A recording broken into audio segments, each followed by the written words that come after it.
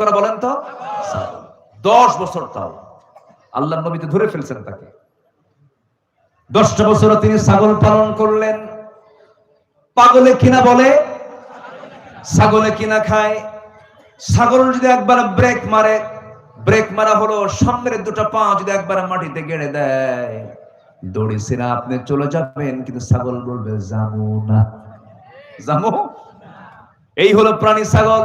এই ছাগলকে 10 বছর পালতে দিলেন আল্লাহর পয়গম্বর মূসাকে। সর্বশেষ দিন ছাগলগুলো নিয়ে বাড়িতে ফিরতেছিলেন।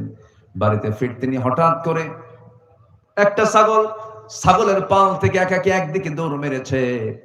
সেই ছিন্ন হয়ে যাওয়া, বিচ্ছিন্ন হয়ে যাওয়া ছাগলটার পিছনে আল্লাহর নবীও দৌড়াচ্ছেন।